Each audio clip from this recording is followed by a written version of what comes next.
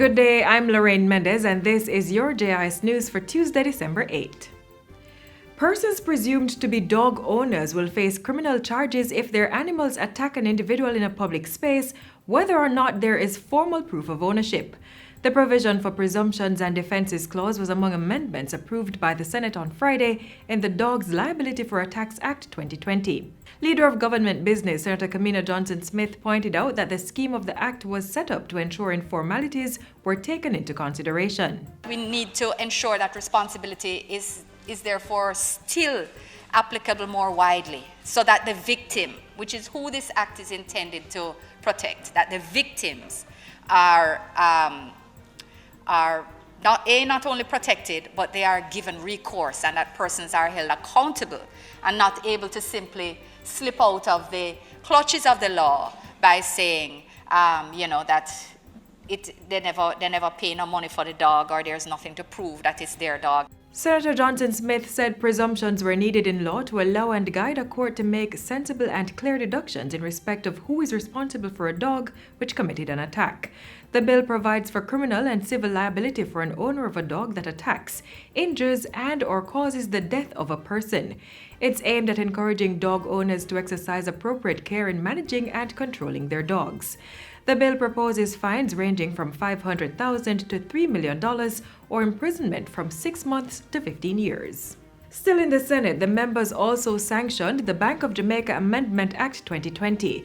The bill is to modernize and strengthen the operations of the central bank to improve its governance structure. In piloting the bill, Senator Aubin Hill said the amendment was an important step in the clarification of the BOJ's mandate. The amendment seeks to bring greater independence to the Bank of Jamaica in its operations and policy decisions-making process, while at the same time ensuring, importantly, transparency and accountability through adequate governance arrangements. The bill gives the BOJ autonomy and independence in law in the implementation of monetary policy.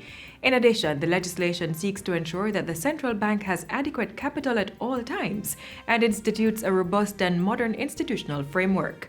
The bill was passed in the lower house recently. The Justice Ministry has announced plans to do a full rollout of Alternative Dispute Resolution (ADR) method training for police officers. This move is to promote the use of ADR methods for conflict resolution outside of the courts. Justice Minister Delroy Chugg says while referrals of matters for restorative justice and mediation are made by police officers, the numbers can be improved. We are now going to be rolling out many training so that every single senior police officer, and perhaps right down to every constable, understand the concept, know that you don't have to drag everyone into the court.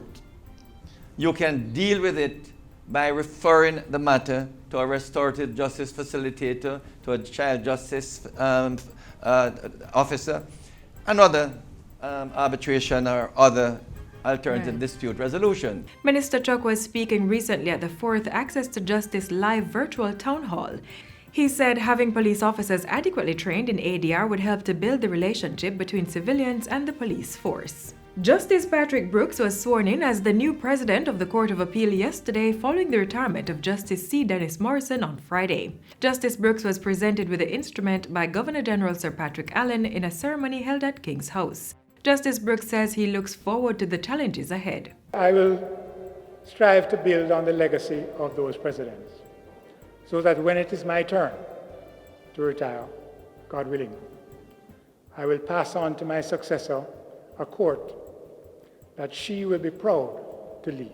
Justice Brooks, who was appointed to the appeal court in January 2012, was admitted to practice law in 1979 and worked as a prosecutor in various capacities, including Crown Counsel in the Office of the Director of Public Prosecutions. While thanking former President Justice Dennis Morrison for his contribution to the court, Sir Patrick said his successor was a great fit for the position. With your appointment, Jamaica is well on its way to dealing with some of the new realities of our time.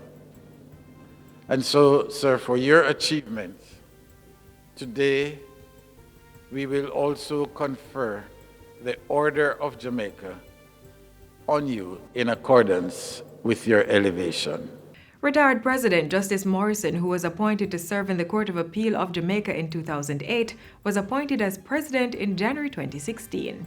And finally, more than 200 students from Southwest St. Catherine are the latest batch to receive tablets and laptop computers to assist with their online learning. 100 tablets and 40 laptops are provided by Member of Parliament Everald Warmington through the Constituency Development Fund. The remainder were donated through support from 3 business entities in the area. I know it's a very trying time with a lot of parents who are unable to provide these equipment for the students now to study virtually. So we're grateful to those who have assisted us, the companies, the good corporate citizens that are assisting us in this. We are proud to be partnering with the MP to provide tablets for the most needy students in the area. We pray that you will use it for the benefit of your educational development. And that's it for JIS News today. I'm Lorraine Mendez. Thank you for watching.